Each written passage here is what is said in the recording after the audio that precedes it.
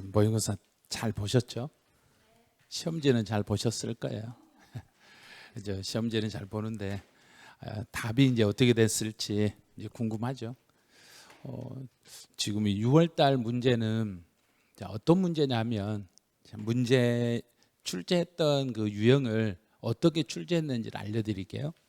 6월달에 출제했던 문제는 이번 연도에 공인회계사, 세무사, 공무원 시험에서 나왔던 기출문제 위주로 재편성해서 출제를 했어요. 그래서 기존에 우리 이제 시험 중개사 시험에서 나온 게 아니라 다른 시험에서 나왔던 기출 문제를 그걸 약간 변형해서 우리 중개사 시험 쪽으로 반영했기 때문에요. 어떻게 보면 이 종합적으로 이 말은 종합적으로 이해하고 있는 이거는 뭐냐면 전체적으로 다 알고 있는가를 물어보기 위해서 이번에 문제를 출제한 거예요. 근데 약간 그 각색이 들어간 게 있어요. 각색이 들어간 게 있어가지고 오해의 소지가 있는 지문들이 조금은 있을 거예요. 약간 있었을 거예요. 이제 그건 좀 감해해 주셔야 돼요. 그리고 25번부터 한번 가보죠. 25번에 출제하신 분은 이걸 난이도 상이라고 그랬어요. 자, 이번 6월달 모의고사는 임기원 선생이 출제했어요. 임기원 선생이 출제했는데 이제 25번은 서류 송달에 대한 설명으로 옳지 않는 걸 찾아봐라 그랬어요. 서류 송달. 근데 올해 이제 다른 시험에서 서류의 송달하고 관련된 것은 전체 시험에서 다 출제됐어요. 이제 우리 중개사 시험만 출제하면 이 부분은 거의 모든 전 시험에서 다 나온다고 보시면 돼요. 이제 서류의 송달 중에서 첫 번째가 이제 교부 송달이라고 있는데, 교부라는 것은 일단 교부한다 이러면 도달한다 이렇게 생각하시면 돼요. 그 서류를 그 사람에게 서류를 송달할 장소에서 그 서류를 그 사람에게 전달해야 돼요. 그런데 단 예외적으로 송달을 받아야 될 그 사람이 거부하지 않으면 다른 장소에서도 교부할 수 있어요. 근데 여기서 주의할 건 여기예요. 이 부분을 조심하셔야 돼요. 송달을 받아야 될 그 사람만 다른 장소에서 받을 수 있어요. 그 사람이 아닌 다른 사람은 절대 안 돼요. 만약에 송달을 받을 사람의 배우자나 직계 좀비속이나 형제 자매나 이건 절대 안 돼요. 당사자만 다른 장소에서 받을 수 있습니다. 이렇게 돼요. 이제 두 번째로 연대 납세음자에게 서류를 송달할 때 여기까지만 딱 나오면, 이 부분까지만 나오면은 원칙적으로는 대표자에게 송달하는 게 원칙입니다. 이렇게 가는 거예요. 연대 납세음자에게 서류를 송달해라 그러면 아무 말이 없으면 대표자에게 송달해라 이렇게 가셔야 돼. 그런데 이제 예외적으로, 그래서 예외로 납부고지와 관련된 거예요. 납부고지와 관련된 것은 이렇게 나오면은 모두에게 각각 송달합니다. 이렇게 얼른 연결하셔야 돼요. 일반 서류는 대표자에게 송달하지만 납부고지, 세금 고지서, 중요한 서류에 대해서는 연대납세의무자 모두에게 각각 송달하셔야 됩니다. 3번 가보죠. 우편으로 송달하는 경우에 송달 장소에서 그 사람을 만나지 못하면, 그 사람이 없으면 그 다음에 우리 멘트 생각나죠? 그 사람이 없다고 해서 그냥 가는 게 아니라 집에 그 사람 말고 다른 사람이 있으면 그 사람 상태를 파악하라 했죠. 뭘 파악하라 했냐면 사리. 요것만 보면 돼요. 사리 분별이 가능한 사람이 있으면 그 사람에게도 송달할 수 있습니다. 이렇게 가는 거예요. 여기서 이제 한 단계 더 들어가면 어떻게 들어가냐면, 사리를 분별할 수 있는 사람이 있는데 정당한 사유 없이 서류 수정을 거절하면 그때는 어떻게 해라 그랬냐면 그냥 두고 갈 수 있습니다. 이렇게 해석했어요. 그런데 이제 이 4번 지문이 올해 법이 개정된 거예요. 올해 법 개정상이에요. 교정시설이나 국가경찰관서의 유치장에 구속이나 유치된 사실이 확인이 되면, 근데 수감돼 있으면 누구에게 어떻게 송달해라 그랬던가? 그 장소의 송달, 공시송달 방법이 아니라 교정시설장이나 국가경찰관서의 장에게, 그 관할 장에게 보내는 거지 공시송달하는 건 아니에요. 이 부분 4번 틀렸어요. 근데 이렇게 올해 시험에 나왔던 게 세무사에서 요 지문을 정답으로 출제했어요. 이 세무사 기출 문제예요. 그래서 세무사는 산업인력공단에서 출제한 시험이에요. 우리도 산업인력공단에 출제하고 이것도 산업인력공단 출제한 것 중에 정답으로 출제된 거예요. 그래서 4번 이게 정답이에요. 이제 5번은 우리가 배운 적이 없어요. 5번은 배운 적이 없어요. 이거는 지방세에는 나오지 않고 국세에만 나오는 거예요. 국세에만 나오는 규정이에요. 납부 고지와 독촉이나 강제징수와 관련된 서류는, 그럼 이제 중요한 서류니까, 이제 중요한 서류는 등기 우편으로 발송하는 게 원칙이에요. 등기 우편으로 발송하는 게 원칙인데, 국세 같은 경우는 금액이, 기준 금액이 있어요. 50만 원 미만이 되면, 그럼 50만 원 미만이라는 이야기는 반대로 하면 50만 원 이상은 등기로 보내야 되고, 50만 원 미만이었을 때는 일반 우편이 가능합니다. 그래요. 일반 우편으로도 송달할 수 있습니다. 이렇게 가는 거예요. 그래서 50만 원 미만인 경우에는 일반 우편으로 한다가 아니라 할 수 있다요. 그럼 할 수 있다니까 50만 원 미만이었을 때는 반드시 납부 고지서는 등기로 보내는 게 원칙인데 50만 원도 안 되면 등기가 아니라 일반 우편도 가능합니다. 이렇게 가는 거예요. 그래서 정답은 4번. 이거는 출제 이유는 난이도 상이라고 출제했는데 우리는 다 공부해서 알아버렸어. 알아가지고 이거 난이도 하가 돼버린 거예요.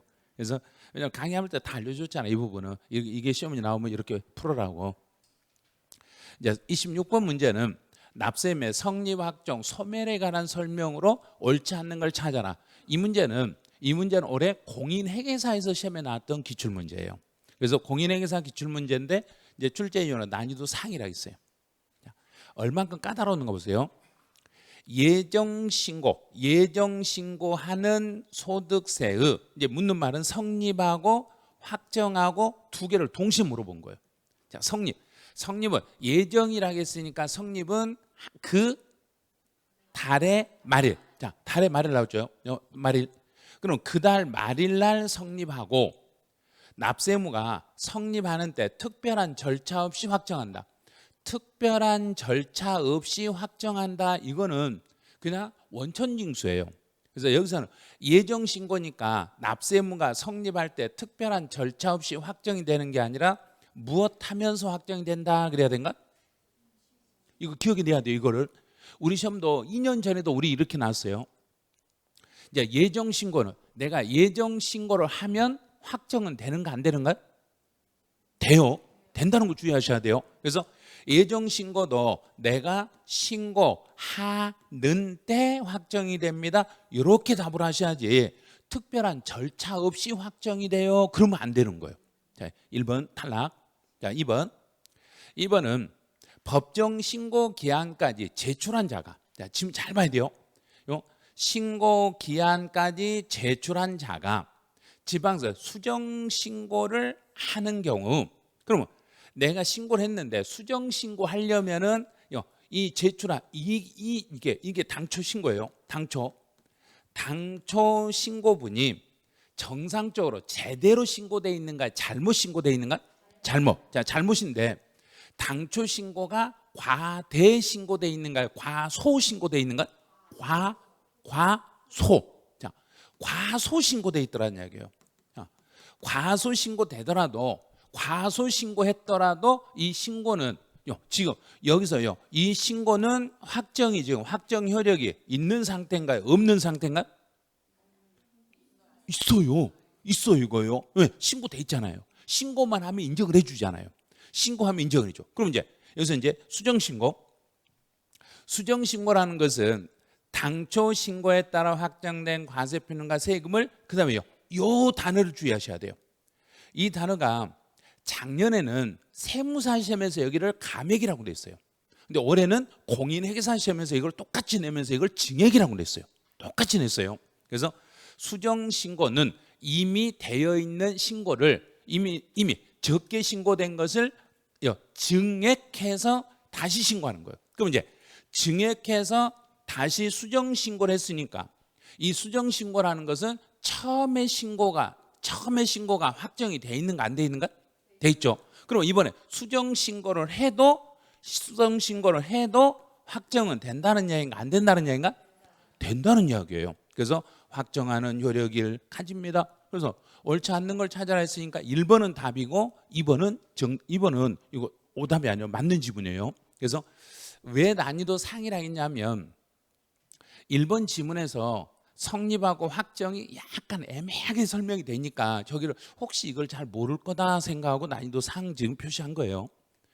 그다음 이제 동그라미 3번에 등록 면허세의 과세 표준과세에게 신고를 하지 아니한 경우, 신고를 안 했네.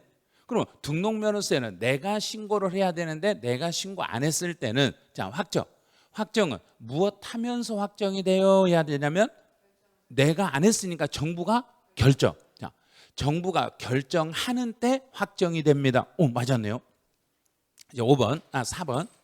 4번은 제척 기간하고 소멸시효하고 이 두 개를 이 구분을 잘 하셔야 돼요. 자, 제척 기간하고 소멸시효에 두 개 비교를 할 때 제척이라는 것은 제척이라는 건 이미 결과가 나와버린 상태인가 결과가 안 나와 있는 상태인가? 자, 제척은 모르겠으면 그냥 뒤진다. 뒤척 그러면 돼요. 뒤진다는 이야기는 있는 걸 찾는가 없는 걸 찾는가? 없는 걸 찾죠. 없는 걸 찾으니까 제척 기간은 부과를 하려고 하는 거예요. 그래서 앞에 요 부과권이라고 그래요. 이걸 부과요. 부과하려고 찾아내는 거예요. 찾을 때는 정부가 내가 숨겨놓은 걸 찾을 때는 시간을 늘려가면서 찾든가요. 그 시간 안에만 찾아야 되든가. 그 시간 안에만 찾아야 되기 때문에 중단과 정지라는 제도는 없는 거예요. 이 중단하고 정지라는 것은 시간을 늘리는 거예요. 가다가 중단 그러면 멈췄다가 가든가 처음부터 다시 가든가 처음부터 중단이라는 것은 가다가 중단하면 처음부터 새로 시작하는 걸 중단이라고 정지라는 거 가다가 멈추면 멈춘 시점에서 나머지만 연속으로 가는 것을 정지라고 그래요. 그럼 이제 중단하고 정지라는 것은 늘리는 거예요. 시간을 늘리는 거예요. 근데 제척 기간은 절대 시간이 늘어나지 않아요. 왜냐하면 조사는 정해진 시간 안에만 조사를 끝내셔야 돼요. 근데 소멸시효라는 것은 이미 결과가 나와 있는 상태인가 안 나와 있는 상태인가? 소멸 나와 있는 거예요. 이미 결과가 나와 있는 상태에서 그 결과치를 정부가 돈을 달라고 요구하는 거예요. 그래서 여기는 징수권이라고 그래요.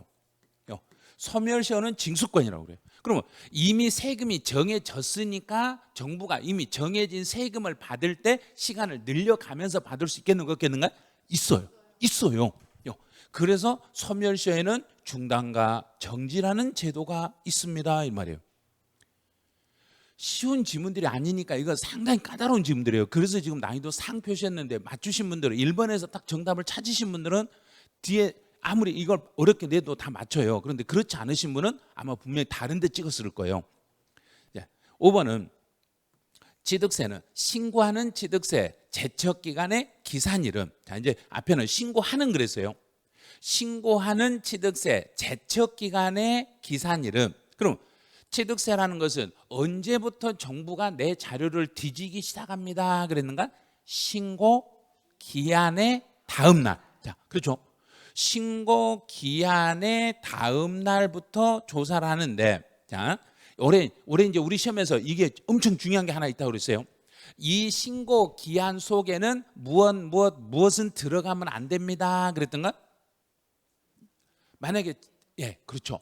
예정 신고 기한이나 중간 내납 기간이나 수정 신고 기한은 들어가지 않습니다. 아마 제가 문제 냈더라면 여기를 그렇게 냈을 거예요. 이거를요. 저 같으면 이 단계에서 한 단계를 더 들어가서 냈을 거예요. 그다음 소멸시효의 기산일은 그럼 이 소멸시효라는 것은 이미 고지서를 보냈는가 안 보냈는가? 자, 그럼 소멸시효라는 건 취득세는 정부가 고지서를 보냈는가 내가 신고했는가? 내가 신고했죠. 그래서 여기는 내가 신고 납부한 기한의 다음 날 이렇게 되는 거예요. 내가. 그런데 우리 작년 시험에서 우리 작년 35회 중개사 기출문제에서는 뭐라고 냈냐면 취득세를 내가 신고하지 않아서 정부가 고지서를 발급했어요. 이렇게 냈어요. 내가 이걸 신고를 안 해버리니까 정부가 고지서를 발급했어요. 그럼 정부가 고지서를 발급할 때는 날짜를 뭐라고 써야 되냐면 고지에 따른 납부기한의 다음 날 이렇게 답을 하셔야 되는 거예요. 이 부분이 그래서 앞에다 신고하는이라고 딱 붙여준 거예요. 만약에 취득세를 내가 신고 안 해가지고 정부가 고지서를 발급했을 때는 그 고지에 따른 납부 기한의 다음 날부터 정부는 돈 달라고 요구할 수 있습니다. 이렇게 되는 거예요. 이제 이 동그라미 5번 지문은 작년 우리 중개사 35회 기출문제에 나왔던 지문이에요. 이 지문이. 그래서 이 문제는 이제 26번 요 문제는 엄청 중요한 문제고 문제 풀 때 지문 한 줄 한 줄 꼼꼼하게 분석을 하셔야 돼요. 이거 맞추신 분들은 다행인데 이제 1번을 맞췄다 해서 1번만 가지고 해석하지 마시고 2번, 3번, 4번, 5번을 정확하게 해석을 해 주셔야 돼요. 이제 문제 27번. 이건 난이도 하예요. 난이도 하의 문제인데 이제 종합적으로 납세지에 관한 설명으로 옳은 걸 이렇게 출제했어요. 납세지. 자, 이 문제는 세무사 시험 문제하고 공인회계사 시험 문제하고 구급 공무원 시험 문제 세 개 기출 문제를 합친 거예요. 이 세 개 기출 문제를 종합해서 우리 시험용으로 바꾼 거예요. 취득세 납세지는 그럼 지방세네. 우리 납세지 문제 풀 때 지방세는 물건 소재지, 국세는 주소지. 그런데 그 물건이 부동산이네. 자, 부동산. 그럼 그대로 갖다 붙이면 돼. 부동산 소재지. 근데 그 사람이 주소지 그랬으니까 틀렸네요. 그래서 여기는 그 부동산 소재지를 납세지라고 합니다. 자, 두 번째 등록면허세. 등록면허세에서는 납세지가 분명하지 않았어요. 납세지가 분명하지 않으면 어디로 가라 그랬냐면 등록관청 소재지. 그 물건의 소재지로 가는 게 아니라 물건 소재지로 가는 게 아니라 확인이 안 되니까 등록관청 소재지를 납세지로 이렇게 잡으시면 돼요. 자, 세 번째 종부세예요. 종합부동산세 납세 문제가 국내 주소가 없는 거주자네. 주소가 없는 거주자니까 원래 거주자의 납세지는 주소지가 원칙인데, 자, 주소지가 원칙인데 주소지가 없으니까 어디로 가면 되겠는가? 여기를 옳은 걸 찾으라 해서 여기다 다 외버리시면 안 돼요. 자, 주소지가 없으면 거소지예요. 주소가 없으니까 그냥 두 번째 거소지로 가는 거예요. 거주자라겠으니 거주자. 비거주자라겠으면 국내 사업장 소재지로 가고 없으면 소득이 발생한 장소로 가고 그래도 없으면 그 물건의 소재지로 이렇게 가는데 여기서는 그 물건의 소재지로 이렇게 먼저 가면 안 돼요. 주소가 없으면 거소지를 납세지로 하셔야 돼요. 제재. 소득세에서 비거주자이네요. 비거주자인 경우에 납세지는 국내 사업장 소재지가 1번인데 없네. 그런데 사업장 소재지가 없으면 두 번째는 비거주자의 거주지와 체류지로 가는 게 아니라 두 번째로 국내 소득이 발생 장소로 가. 소득이 발생한 장소로 가고 그래도 그 소득 발생 장소도 확인이 안 되면 그 자산의 소재지로 갑니다. 근데 혹시 이제 여기서 이 자산이 하나가 아니라 여러 개의 자산이 있으면은 어디를 납세지로 해라 그랬던가? 그렇죠. 둘 중에 금액이 큰 쪽을 납세지로 해라. 만약에 제가 시험에 낸다면 여기를 금액이 큰 쪽 적은 쪽으로 아마 냈을 거예요. 제가 냈으면 그렇게 냈을 거라고요. 제가 냈으면. 실제로 제가 기출문제를 시험 문제 출제 의뢰해서 출제를 저한테 부탁 들어오면 저는 여기서 그쪽을 가지고 문제를 거의 대부분 여기까지만 공부하고 3단계까지 안 오거든요. 이제 5번 선박에 대한 재산세 납세는 재산세 지방세네. 근데 지방세는 물건 소재지니까 물건 붙였죠. 선박이라고 했죠. 그럼 선박이니까 뭐라고 하면 되는가? 선박 소재지. 그 선박은 선적항 소재지가 되는 거예요. 그럼 정답은 5번이요. 이게 난이도 하가 아니라 여기 난이도 중상이에요. 중상. 이거 틀리시면 많을 거예요. 그래서 매년 제가 그랬잖아요. 우리 중개사 시험에서 매년 납세지 문제는 나온다. 반드시 납세지 문제는 나온다. 그래서 납세지는 이렇게 종합적으로 하나의 문제를 가지고 종합 정리를 한번 해보셔야 돼요. 이제 28번. 자, 28번 요 세율은 올해 공무원 학생들 시험에 출제했던 기출문제예요. 요 문제는 자, 세율 적용할 때 표준 세율이 다른 걸 찾아봐라 그랬어요. 세율이 다른 거. 자, 상속, 농지 이외, 농지가 아닌 걸 상속을 받으면 2.8. 상속으로 취득에 상속 취득 이외네. 상속 취득 이외니까 뭐겠는가? 증여. 증여인데 비영리 사업자. 비영리 사업자가 증여받으면 2.8. 원시로 취득해도 2.8. 공유물을 분할하면 2.3. 그럼 이거 답이네요. 다른 거. 난이도 중이라고 해놓은 이유는 세율 암기 안 하신 분이 있어서 그냥 안심을 시키기 위해서 중한 거예요. 저 같으면 하하하 이렇게 써놨을 건데, 저 같았으면 이거 난이도 하예요. 이 정도는. 이 정도 세율을 지금 암기 안 하시면 안 돼요. 자, 이제 5번 지문이 요 지문이 각색이 된 지문이에요. 개수로 인하여 건물의 면적이 증가됐어요. 개수. 자, 개수로 인하여 면적이 증가된 경우에 그 증가된 부분에 대해서는 요거 무슨 취득으로 봐라? 그래요. 이게 원시 취득이에요. 원시 취득으로 봐가지고 원시 취득이니까 2.8%의 세율로 과세하겠습니다. 그 정답은 4번이었어요. 이제 문제 19번. 이제 국세와 지방세, 비과세에 대한 설명으로 옳은 거. 자, 이제 여기는 비과세네요. 비과세. 전체를 다 묶어놓은 거예요. 전체. 자, 1번은 재산세예요. 재산세에서 파산 선고 이후에 파산 종결 결정까지 파산 재단에 속하는 재산에 대해서는 재산세를 과세해요. 자, 재산세를 과세하는데 누구에게 과세시켜라 그랬는가? 공부상 소유자. 그렇죠. 공부상 소유자를 납세 의무자로 하겠습니다. 자, 요즘은 우리 작년 시험에 나왔던 지문이에요.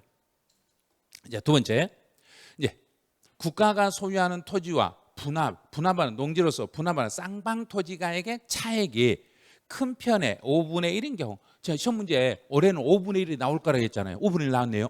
큰 편의 5분의 1이면 우리는 쌍방 토지가액의 차액이 큰 편의 4분의 1 이하만 되면 비과세니까 5분의 1이면 4분의 1보다 크다 작다?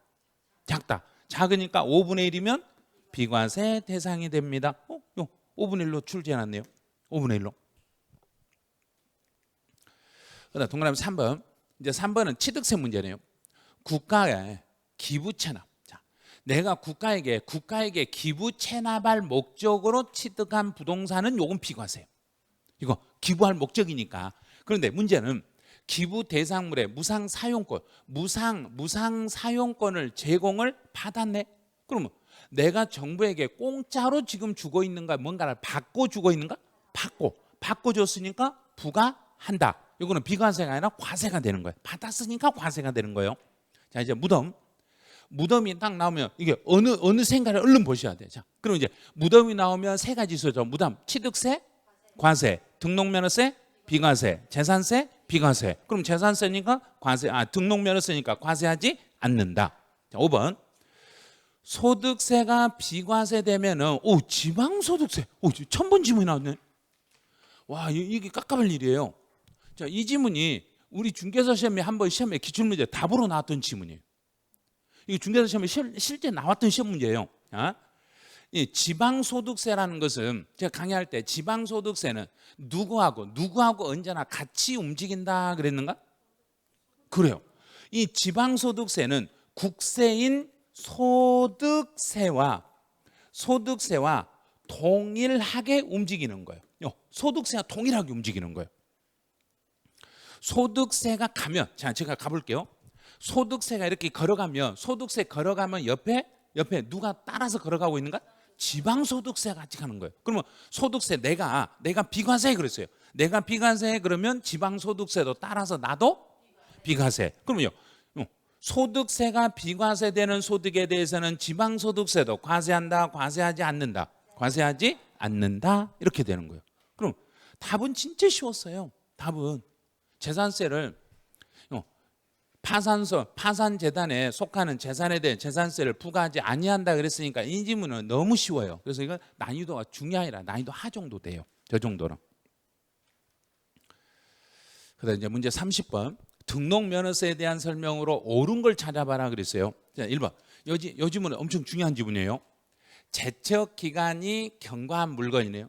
취득세 제척 기간이 이미 지나버리면 취득세를 부과하지 못하고 무슨 세를 물리니까? 등록면허세를 물리니까. 등록면허세를 물릴 때 그때 과세 표준은 이건 원칙이 취득세니까. 원칙이 취득세니까 원래는 취득세의 취득 당시를 기준으로 해야 돼요. 원래는 원칙은 취득세로 과세를 해야 될 것을 취득세 부과가 불가능해서 등록면허세로 이렇게 왔던 거예요. 그럼 등록면허세를 과세하더라도 시점은 어느 시점으로 잡아서 세금을 계산하냐 하면 취득 당시로 가야 돼. 그런데 제척 기간이 지났다는 것은 시간이 너무 오래, 취득 당시가 너무 오래 전이니까 취득 당시와 등록 당시를 비교해서 둘 중에 뭐한 금액으로 잡아라? 높은 거. 그렇죠. 둘 중에 더 높은 가액을 과세 표준으로 잡아라. 이렇게 됐던 거예요. 자, 동그라미 2번. 등록면허세. 자, 이 지문은 올해 이 지문이 공인행위사 기출문제 지문인데 상당히 까다로운 지문이에요. 공인행위사 정답으로 출제했던 지문인데 상당히 까다로워요. 설정과 변경과 소멸에 관한 등기나 등록을 하는 것은 등록면허세 대상인데 취득을 원인으로 이루어지는 등기 등록을 포함한다. 취득을 원인으로 이루어진 등기 등록을 포함한다 그랬으니까 자, 지문을 쫙 해석해야 돼요. 취득 원인 등기나 등록은 원칙은 무슨 세를 물려야 되는데, 그렇죠. 취득세를 물려야 되는데, 취득세로 과세를 해야 되는데 예외적으로 취득세 부과가 불가능할 때만 등록면허세에 포함이 됩니다. 이렇게 되는 거예요. 자, 그럼 이 지문에서는 취득을 원인으로 하는 등기 등록을 모두 포함한다 했으니까 그냥 취득을 원인으로 하는 등기 등록은 무조건 등록면허세에 포함하는 게 아니라 취득세가 뭐 하는 경우만 부과할 수 없을 때만 취득세 부과가 불가능한 경우에만 포함하는 거지 처음부터 포함하는 건 아니에요. 그래서 무조건 포함하는 거 아니란 이야기예요. 2번 틀린 거예요. 이 지문은 상당히 어려워요. 이 지문은 상당히 까다로운 지문이었어요. 그런데 난이도 하라고 써놓은 거예요. 누구나 알 거라고 생각한 거예요. 지금 이거 엄청 어려운 지문이에요. 이 지문은. 자, 3번 상속. 자, 상속을 받았을 때 등록면허세는 그럼 취득세 세율을 생각해요. 농지를 상속받으면 2.3, 농지 이외 2.8. 그럼 2.8에서 취득세 부과가 불가능하고 2% 빼니까 0.8. 이거 틀렸네. 1000분의 8 해야죠. 채권자는 나를 대신해서 신고 납부를 할 수 있는데 채권자가 신고 납부한 사실을 어떻게 알려줘라 그랬는가? 즉시 납부한 날로부터 30일 이내가 아니라 즉시 통보를 하셔야 됩니다. 5번 등록을 하려는 사람은 신고 의무를 다하지 아니하고 신고를 안 했더라도 등록하기 전에 돈만 내버리면 신고하고 납부한 걸로 보기 때문에 가산세를 따로 물리지 않는다 이렇게 되죠.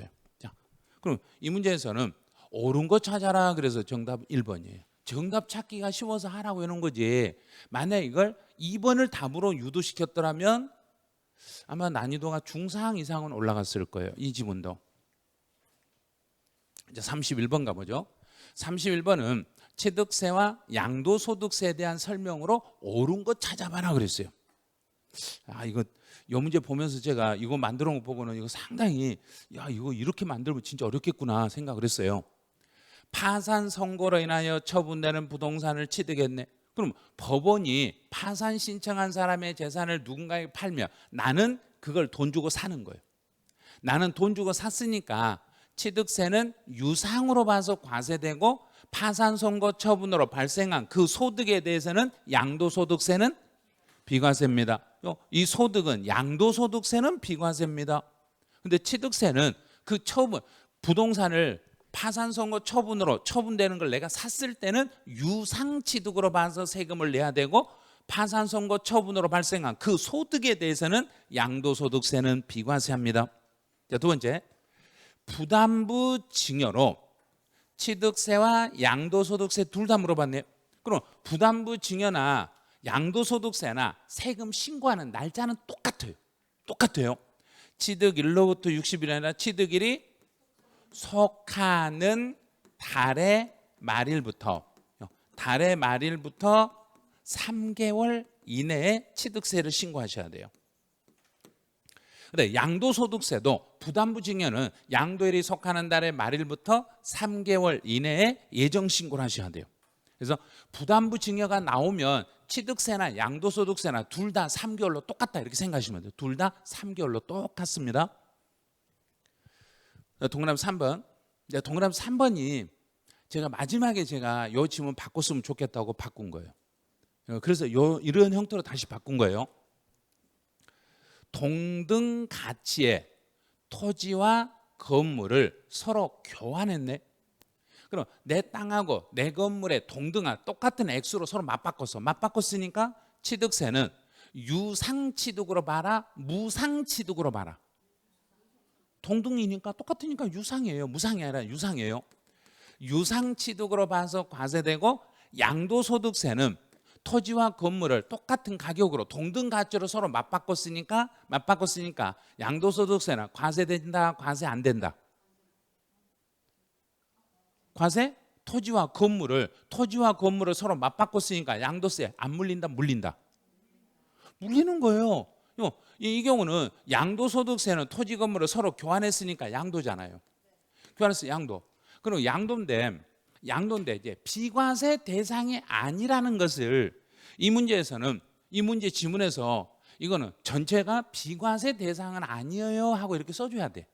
비과세 대상은 아니에요. 그러면 양도소득세는 과세되지 않는 게 아니라 과세됩니다. 양도소득세는 토지나 건물을 서로 맞바꾼 사람, 내 땅을 바꾸고 건물 바꾼 사람은 서로 이거 유상으로 팔아먹은 것이니까 서로 간에 양도세를 내야 돼요.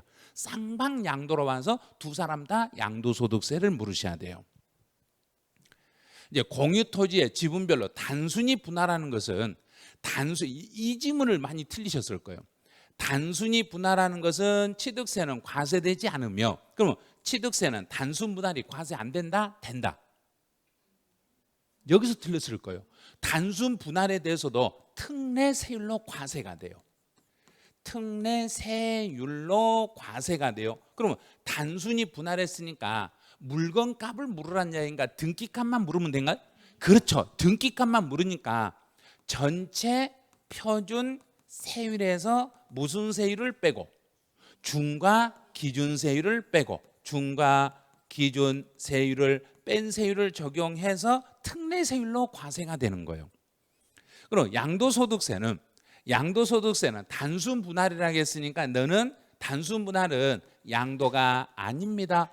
양도가 아니니까 양도소득세에서는 단순 분할에 대해서는 과세할 수가 없습니다. 이렇게 되는 거예요. 요즘은 상당히 머리 많이 쓰신 거예요.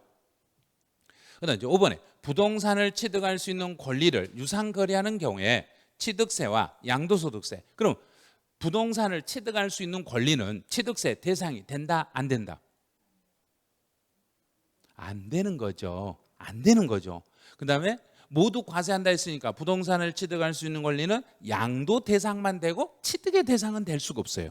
그래서 이 문제는 상당히 지금 생각을 많이 하고 출제한 지문이에요. 이 문제는. 자, 그럼 이제 31번에서 옳은 걸 찾아라 그랬으니까 정답은 1번이었어요. 답은 찾기가 쉬웠는데 나머지 2번부터 5번까지에다가 해석을 너무 많이 해서 답을 1번에 대놓은 거예요. 이 문제를 5번에다 답을 해놓고 1, 2, 3, 4를 틀리게 놨더라면 분석하느라 시간이 상당히 많이 걸렸을 거예요. 이제 32번 재산세에 대한 설명으로 틀린 걸 찾아라. 자, 이거 1번 지문은 쉬워요. 매번 나온 거라. 특별시, 광역시, 도시의 주거지역의 공장용 건물은 1000분의 5. 건축물의 범위에는 주택은 포함한다, 포함하지 않는다, 포함하지 않는다. 소유권의 기속이 분명하지 아니했을 때는 사용자를 납세 의무자로. 근데 물납은 납부기한 10일 전까지 신청만 하시면 돼. 납부기한 10일 전까지 신청하면 신청받은 지방자치단체는 며칠 안에 승인 여부를 통보해라. 5일 안에 승인 여부를 통지해라. 지방자치단체가 유상으로 사용하고 있네. 유상으로 사용했을 때는 내가 내 물건을 정부에게 빌려주고 돈을 받았으니까 재산세 부과 안 하는 게 아니라 부과한다. 자, 과세하는 거예요. 재산세를 과세하는 거지. 유상일 때도 비과세한다 이렇게 하시면 안 돼. 그래서 정답은 5번. 이거는 쉬운 문제예요. 이제 33번 가보죠. 지방세에 대한 설명으로 옳은 거. 이것도 지방세라는 용어를 써놨네요. 종합문제라는 이야기예요. 법인이 아닌 자, 개인이 건물을 건축하여 취득하는 경우에 취득세는, 그러면 법인이 아닌 개인이 건물을 건축했다. 그럼 건물을 신축했을 때 취득세는 시가 표준액을 취득 당시 가액으로 한다. 틀렸죠? 그런데 이 지문은 이의를 제기할 수 있어요. 왜 이의를 제기할 수 있는 근거를 제시하셔야 돼요. 근거를 제시하시면 생각은 한번 검토는 해볼 거예요. 검토는 해보는데 아마 들어주기는 힘들 거예요. 그런데 검토 대상은 돼요. 이 지문이. 왜 그러냐면 법인이 아닌 자가 건물을 건축했을 때는 원칙은 사실상 취득 가격으로 갑니다. 사실상 취득 가격으로 가는데, 그런데 단 사실 확인이 불가능하면 그때는 뭘로 해라 그랬는가? 시가 표준액으로 해라. 사실 확인 불가능하면 시가 표준액으로 해라. 그럼 여기서는 지금 이 건물을 건축해서 법인이 아닌 자가 건물을 건축해서 그 사실상 취득가격 확인됐는지 안 됐는지 표시했는가 안 했는가? 안 했잖아요. 그래서 이의제기할 수 있는 거예요.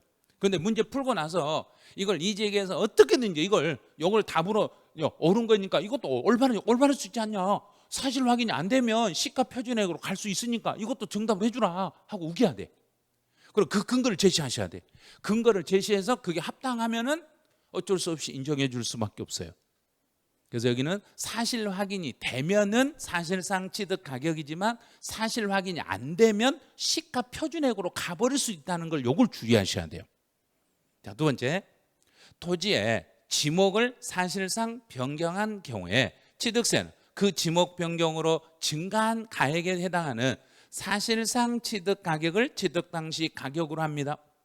원칙은 사실상 취득 가격이지만 만약에 또 여기도 법인이 아닌 자가 사실상 사실 가격 확인이 불가능하면 그때도 뭘로 가야 되는가? 시가 표준액으로 애매해버리죠. 자, 그다음 가처분에 대한 등록면허세 세율은 가처분 그랬으니까 부동산 가액이라고 쓰면 안 되겠죠. 가처분 그러면 그렇죠. 채권 금액에 대해서 가 그러면 끝에는 이 채권 금액의 1000분의 2입니다.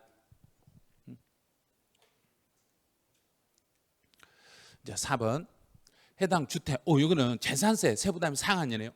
재산세에서 세부담의 상한은 앞에 주택이라고 써놨네요. 주택에 대해서는 세부담의 상한을 적용한다, 적용하지 않는다. 적용하지 않는다. 이제 보니까 알겠죠? 재산세에서 세부담의 상한제는, 세부담의 상한제는 주택은 적용한다, 적용하지 않는다. 적용하지 않는다. 주택은 무슨 상한제를 적용해라 그랬냐면 과세 표준 상한제를 적용하지 세부담의 상한제를 적용하는 거 아니에요. 자, 5번 건축물에 대한 재산세 과세 표준은 나오며 공정시장 가액별 몇 프로 곱해라. 건축물이니까 70%, 토지 70%, 주택 60%. 근데 이게 틀렸잖아요. 시가 인정이 아니라 시가 표준액. 70%는 맞았어. 70%는 맞았는데 앞에 기준되는 금액이 틀렸어요. 시가 표준액으로. 자, 그럼 이제 문제 지문에서 옳은 거 찾아라 그랬으니까 정답은 2번이지만 사실은 이 문제는 이제 시험 끝나고 나면 논란이 좀 생길 수도 있어요. 그런데 지금 우리는 모의고사 문제고 이런 문제에서 여기서 이제 정확히 하면 사실 확인이 됐어요 하고 이제 모든 증거, 증빙 서류가 입증이 돼서 사실 확인 됐어요 하고 단서에다 써줬어야 되는데 그 지문이 지금 멘트가 지금 빠져 있어요. 자, 문제 34번. 이제 종합부동산세에서 주택에 대한 주택이요. 여기는 주택만이네요. 주택에 대한 과세에 대한 설명으로 옳은 것 찾아봐라. 1000분의 50의 세율이 적용되는 법인 소유네요. 자, 법인이 가지고 있는 주택에 대한 과세 표준은 법인들은 전체 금액에서 얼마를 빼고 0. 자, 이거 틀렸네요. 9억이 아니라 0. 0원을 0을 빼고 공정시장 가액비율 몇 프로 곱하고 60% 곱하고 60 곱하는 거 맞는데 9억 빼는 게 틀렸어요. 자, 두 번째. 나와 직계 전속이 공동으로 1주택을 소유하고 택도 없는 소리죠. 나와 배우자죠.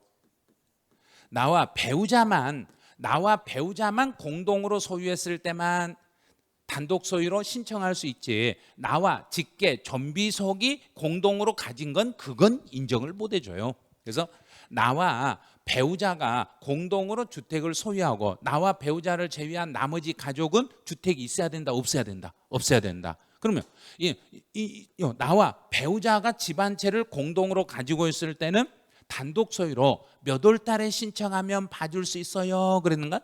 9월 달에 신청하면 받을 수는 있어요. 그런데 직계 존속이라 했으니까 틀렸어요. 자, 3번.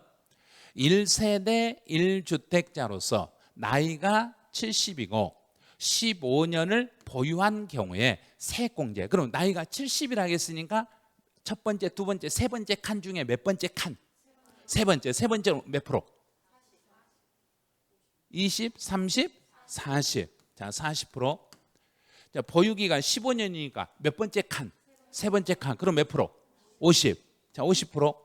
그럼 두 개 더하면 90인데 한도가 80. 자, 그래서 80. 자, 맞았죠? 그래서 한도 80을 적용합니다. 이렇게. 네, 4번은 주택분 재산세 납세 의무가 있으면 당연히 거주자든 비거주자든 종합부동산세를 납부할 의무가 있다, 없다? 있다. 근데 여기서 비거주자라고 했으니까 비거주자일지라도 납세 의무가 발생할 수 있는 겁니까? 있어요. 거주자든 비거주자든 상관없어요. 자, 5번. 1세대 1주택자가 보유하고 있는 주택을 양도하기 전에 신규 주택을 취득하여 2주택이 된 경우로서, 그럼 집이 두 개가 됐네. 과세길 현재 신규 주택을 취득일로부터 몇 년이 경과되지 않으면, 그렇죠, 5년이 아니라 3년. 3년이 경과하지 않는 경우에는 나 9월 달에 나 이거 집 앞에 집 3년 안에 팔 테니까 너 이거 한 개로 봐달라 하고 신청할 수 있어요. 자, 그럼 이 문제에서는 옳은 거 찾아라 그랬으니까 1번 탈락. 이제 2번에다 많이 답을 하실 분이 있으면 안 돼요. 2번도 탈락. 3번만 맞았어요. 3번 맞고 3번. 근데 4번도 근데 여기는 납세 의무가 없다 그랬으니까 4번은 틀렸어요. 비거주자일지라도 주택분 재산세 납세 의무가 있으면 그 사람은 당연히 종합부동산세를 납부할 의무가 있습니다. 그 정답은 3번. 이제 문제 35번은 이제 여기는 토지, 자, 땅. 토지에 대한 종합부동산세 설명으로 옳은 거 찾아라. 분리과세네요. 분리과세 대상의 토지는 납부할 의무가 없습니다. 5억 뭐 이거 신경 쓰면 안 돼요. 분리과세 토지는 아예 대상 자체가 안 되고 종합합산 토지일 때만 5억 초과. 그다음에 세부담의 상한을 적용받은 경우에 이거는 자, 별도 합산 대상이니까 80억을 초과하면 80억 초과분에 대해서는 먼저 재산세를 물리고 재산세를 먼저 부과하고 80억 초과분에 대해서는 나중에 다시 종부세 계산할 때 재산세를 빼주는데 세부담의 상한이 적용이 돼가지고 세금을 납부했으면 적용받기 전에 세금을 빼줘라, 받은 세금을 빼줘라. 받은, 이거 틀렸네요. 받은 세액을 종부세 계산해서 빼드리겠습니다. 그럼 2번 탈락. 자, 3번 종합부동산, 종합합산 토지의 세율은, 자, 어디서 많이 본 것 같네요. 종합합산 토지는 몇 프로에서 몇 프로인가요? 영차 다 띄어야 돼요. 1에서 3%예요. 0.1에서 0.3을 아주 교묘하게 써놨네요. 1에서 3%예요. 그럼 별도합산 토지의 세율은 0.5에서 0.7, 0.5에서 0.7. 종합합산 토지는 1에서 3%. 자, 동그라미 4번은 종합합산 토지에 대한 과세 표준은 그랬네요. 그럼 종합합산 토지니까 전체 금액에서 80억을 빼고, 80억을 빼고 공정시장 가액별 몇 프로 곱하고 100, 100분의 100이에요. 여기는 70이 아니라 100분의 100을 곱하는 거예요. 그다음 5번 위탁자가, 이거 작년 우리 시험에 나왔던 지문이네요. 위탁자가 법정기일이 도래하는 신탁토지와 관련하여 종합부동산세를 체납했네. 자, 여기서 체납은 이렇게 체납한 거예요. 위탁자가 체납했으면 먼저 누구의 재산을 정부는 먼저 그걸 회수해 가고, 위탁자. 자, 위탁자의 다른 재산에 대하여 강제 징수를 하여도, 이 말은 위탁자의 재산을 다 뺏어 가고도 그래도 부족하면 정부는 수탁자에게 너 위탁자 물건 들고 있는 거 그거 내놔라 할 수 있던 거 없던가? 있어요. 자, 그 금액에 미치지 못할 때만 수탁자는 그 자기가 들고 있는 신탁 토지로서 위탁자의 종합부동산세를 납부할 의무가 있습니다. 이렇게 되는 거예요. 근데 우리 작년 시험 어떻게 냈냐면 여기를 수탁자라고 된 거예요. 수탁자가 체납한 경우에 그 수탁자의 다른 재산을 징수해도 부족하면 위탁자의 땅을 뺏어간다. 이렇게 해놔서 완전히 엉터리를 해놨죠. 그래서 이 질문은 정답이 5번이 정답이에요. 이제 36번. 이 문제는 올해 구급 공무원 시험에서 출제했던 기출문제예요. 구급 공무원에서 나왔던 내용인데 이제 무엇을 알아야 되냐면 여기서는 이걸 알아야 돼요. 2025년 종합소득세 과세표준 확정신고. 그러면 2025년 분 확정신고는 언제 해야 되냐면 2026년 5월 1일부터 5월 31일까지 이렇게 하셔야 돼요. 이렇게 하죠. 그럼 여기가 5월 30일이에요. 여기 기한이에요. 그런데 1,800이니까 소득세는 1,000만 원만 초과되면 분할 납부할 수 있는데 1,800이니까 2,000이 안 넘었으니까 얼마는 분할할 수 있냐면 800만 원은 분할할 수 있어. 800을 분할하는데 플러스 몇 개월 동안 분할하면 되고 2개월이네. 2개월 동안 분할하니까 5월 달 플러스 2개월이니까 7월 31일까지. 그래서 정답은 2번. 이거 실제 공무원 기출문제, 최근에 나왔던 기출문제예요. 자, 37번으로 가보죠. 신고납부에 지방세하고 소득세 신고납부에 대한 설명으로 틀린 걸 찾아라. 신탁 수익권을 양도했네. 그러면 신탁 수익권도 양도 대상이 되든가 안 되든가? 돼요.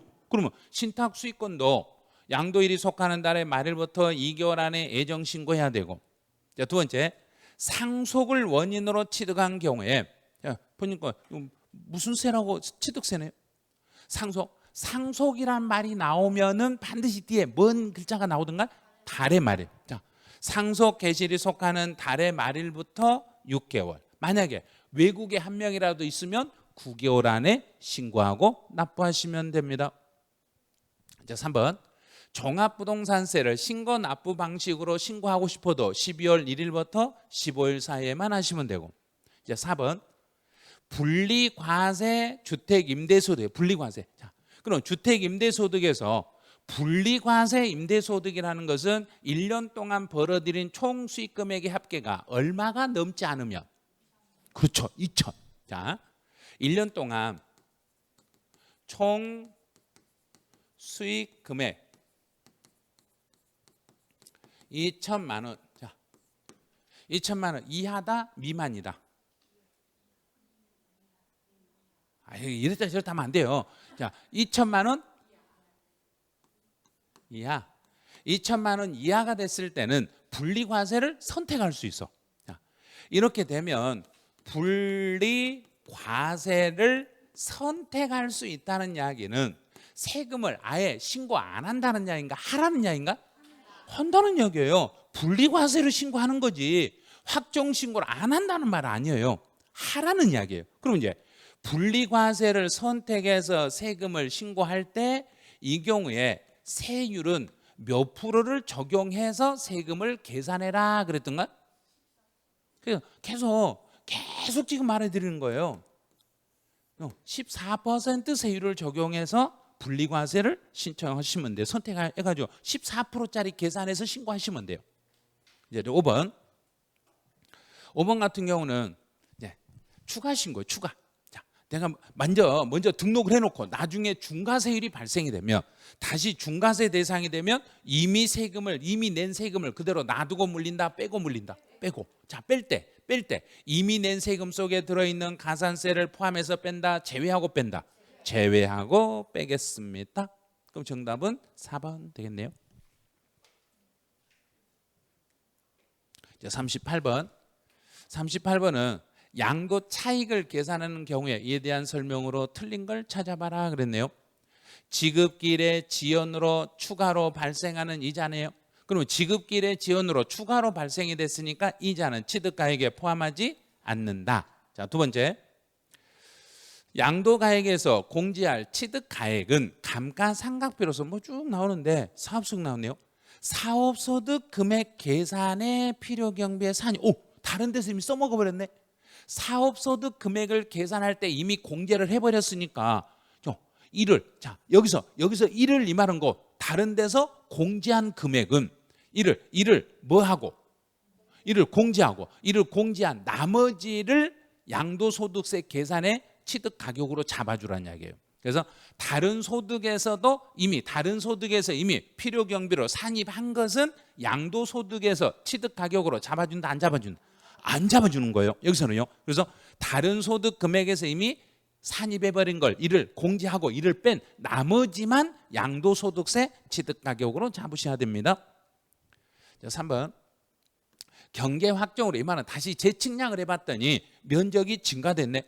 그럼 면적이 늘어난 사람은 조정금을 내놔야 된가, 조정금을 받아야 된가? 내놔야죠. 자, 이거 정부가 조정금을 받았다는 거예요. 그러면 정부한테 조정금을 내놨으면 그 사람은 그 조정금은 취득가격이다, 취득가격은 아니다. 이거 틀렸네요. 포함한다 그랬으니까 3번 탈락. 이제 4번은 국민주택 채권. 이 채권은 정부가 강매를 시킨 거니까 여기서 발생한 매각 차손은 공제받을 수 있다. 자, 5번은 이제 자산의 이용의 편의를 위하여 지출한 비용은 이 비용은 자본적 지출이에요. 이 자본적 지출액이라는 것은 필요 경비로 인정을 받을 수 있어요. 필요 경비로 인정을 받으려면 무엇이 있어야만 인정을 해줘라 그랬는가? 증빙. 자, 그러면 실제 증빙 서류를 수치 보관하지 않았더라도 증빙이 없더라도 뭘로만 확인되면 은행 거래, 금융거래 증명 서류에 의해서 확인되지. 근데 여기도 확인해. 이것도 안 되고 둘도 안 됐네. 둘도 안 됐어. 그러면 증빙도 없죠. 계좌이체 확인도 안 되죠. 그러면 아무리 이용의 편의를 위해 지출한 비용일지라도 둘 다 아무것도 확인이 안 되니까 비용 처리해준다, 안 해준다? 안 해준다. 그때는 비용 처리 해드릴 수가 없습니다. 틀린 건 3번. 이게 틀렸네요. 이제 39번. 이제 소득세에 대한 내용으로 틀린 거. 특수관계 딱 나오는 순간 너 나쁜 놈 이러면 된다 했죠. 그리고 중간에 세우는 사람은 실제 주인이다, 바지사장이다. 바지사장. 그러면 돼요. 자, 그러면 이제 해결했어요. 근데 여기서 주의할 게 이 질문을 보세요. 증여자가 직접 양도한 것으로 본다. 이 말이고 중간에 있는 수증자는 바지사장이라는 뜻이에요. 중간에 있는 사람은 허수아비라는 이야기예요. 그럼 이 경우에 납세 의무자는 원칙은 누가 되는데? 증여자가 되는데 증여자와 증여받은 자는 서로 간에는 연대 납세 의무는 없다? 있다. 예, 나쁜 짓 같이 했으니까 연대 책임은 있다. 자, 동그라미 2번 지문은 올해 이 지문이 공인회계사 시험하고 세무사 시험하고 두 군데에서 출제됐어요. 우리 시험에도 한 번도 안 나왔던 지문인데 이 지문이 출제가 됐어요. 가업 상속 공제가 적용되는 비율이다. 그러면 가업 상속 공제라는 것은 나부터 시작한다는 이야기인가, 내 앞에서부터 넘어왔다는 이야기인가? 앞에서부터 넘어왔으니까 보유기간을 계산할 때도 나부터 시작해라, 앞에서부터 시작해라, 앞에서부터 시작해라. 그래서 앞에서부터 시작해라 그랬으니까 상속 개시일로부터 시작하는 게 아니라 어디서부터 시작해라? 내 앞이니까 피상속인, 상속인이 아니라 죽은 사람 피상속인. 피상속인의 취득 일로부터, 여기서부터 양도 1까지 보유기간을 잡으셔야 됩니다. 그래서 가업이란 말이 딱 나오는 순간 이건 내가 아니네, 내 앞에서부터 나한테 넘겨줬네, 그럼 보유기간도 그 앞에서 넘겨준 사람이 취득한 날로부터 이렇게 잡으시면 돼요. 그래서 2번 이건 틀렸어요. 자, 3번 공동 소유 자산에 대한 양도소득 금액을 계산하는 경우에, 그럼 여러 사람이 공동으로 소유한 물건을 팔아먹었을 때는 각 거주자가 납세물을 지고, 주거용 건물 임대 제외, 그러면 주거용 건물이 아니라 상가에서 발생한 결손금은 다른 종합소득 금액을 계산할 때 서로 퉁친다 못 친다? 상가는 안 된다. 주택은 할 수 있다. 그러면 상가를 하겠으니까 공제하지 않는다. 자, 5번 사망자의 소득과 상속인의 소득은 하나로 합쳐서 계산해라, 구분하여 계산해라? 구분하여 계산해라. 다 됐네요. 자, 그럼 이제 여기서 틀린 걸 찾아라 그랬으니까 정답은 2번이에요. 올해 그 2번 지문 조심하세요. 올해 2번 지문 조심하세요. 우리 시험도 혹시 모르니까 2번 지문 조심하셔야 돼요. 자, 이제 마지막 40번 문제네요. 자, 40번 이 문제는 올해 공인회계사 기출문제예요. 공인회계사 기출문제로 시험에 출제됐던 문제인데 뭐라고 내놨냐면 토지 X 문제 풀으라는 소리인가 풀지 말라는 소리인가, 이런 X 이 말이에요 이거. 그래서 X자 빼고 하면 안 되겠냐 그랬더니 X를 넣었더라고요. 끝까지 넣었더라고요. 근데 문제 물어보는 건 소득금액이에요. 소득금액인데, 자, 이제 X 토지를 취득할 등기를 마치고 이를 담보로 은행으로부터 2억 원을 차입했어요. 취득 당시 실거래가는 4억이고 개별 공시가는 3억입니다. 그런데 그 갑은 토지를 동생 을에게 증여하였고, 을은 상기 차입금 2억을 인수했는데 인수는 객관적으로 입증이 됐네. 또 시가는 확인되지 않았으며 개별 공시지가는 5억입니다. 자, 그럼 이제 5억이라는 걸 알고 이제 개별 5억이라는 걸 이제 찾았어. 그럼 이제 여기다 한번 넣어볼게요. 이 양도 가액을 어떻게 잡고 풀어야 되냐면, 증여 가액으로 이걸 양도 가액이라고 생각하고 문제를 먼저 푸세요. 자, 증여 가액. 그럼 지금 동생에게 증여할 때 얼마, 시세는 지금 시세는 확인이 안 되지만 개별 공시지가는 얼마라고 됐는가? 5억. 자, 그럼 이제 문제는 양도 가액을 기준 시가로 하면은 취득 가액도 당연히 무엇을 적용해서 계산해야 된다. 그렇죠. 이걸 아는가 물어보는 거예요. 기준 시가를 적용하세요. 그럼 취득 당시에, 그럼 내가 물건을 취득했을 때 실제 가격은 4억인데 개별 공시지가는 3억이니까 취득 당시의 기준 시가는 3억이라는 이야기예요. 그 다음에 또 하나가, 자, 여기 이제 숨어 있는 게 또 있어요. 자, 필요 경비는 취득 가액을 기준 시가로 했으니까 필요 경비는 계산 공제를 적용하셔야 돼요. 필요 경비 계산 공제를 적용해야 되는데, 이제 토지이고, 자, 토지를 하겠어요. 자, 지문에서 등기도 마쳤고 등기도 했고 토지네. 그럼 등기된 토지니까 취득 당시 기준 시가에 등기되어 있으면 몇 프로를 필요경비 계산공제로 잡아라? 3%. 3% 하라고 써줬네요. 자, 매너 진짜 좋으신 분이죠. 3% 해라 그랬네. 그럼 여기는 3%를 적용하는데 무엇에 3%를 적용해라 그래야 된가? 취득 당시 기준시가. 자, 그러면 3억에 3%니까 얼마? 900 맞죠? 그럼 여기까지 빼죠. 저 두 개를 빼봐. 5억에서 3억을 빼면 2억, 2억에서 9천을 빼면 1억 9,100 나왔죠. 양도 차익 났어. 그런데 이제 양도 소득 금액을 구해라 했으니까 장기 보유 특별 공제를 적용해야 되는데 장특 공제는 20%예요. 이것도 아주 또 매너 좋게 또 써줬네요. 그러면 장기 보유 특별 공제는 양도 차익에다가 여기에 지금 20%를 적용해라 그랬으니까 1억 9,100에다가 20% 곱하니까 3,820만 원 나왔네. 자, 여기까지 다 계산됐어. 그러면 소득 금액을 계산해 봤더니 이 금액이 떨어졌네. 자, 1억 5,280이 나왔어. 자, 이제 여기서 이제 문제예요. 여기까지 다 계산해 놓고 1억 5,280이 나와 있으면, 자, 이거는 전체가 양도로 보는가요? 전체 중에 부담부 증여니까 일부만 양도인가요? 일부. 자, 그럼 이제 여기서 양도의 비율을 곱해야 돼요. 양도 비율을 곱하기 해야 되는데 우리 양도 비율이라는 것은 무엇분의 뭘 하겠는가? 자, 양도 비율은 전체 총 증여 가액 중에서 전체 증여한 것 중에서 뭐만? 채무 인수. 상대방의 채무를 인수한 거. 그러면 총 증여 가액은 얼마인데? 5억인데 그 중에 채무 인수한 건 얼마고? 2억. 자, 2억. 그럼 5분의 1이네. 5분의 1이니까 몇 프로? 2 나누기 5. 2 나누기 5. 40%네요. 저 40%. 자, 그럼 여기다가요. 1억 5,280 곱하기 40% 하면 되는 거예요. 여기다 40% 곱해버리면 되는 거예요.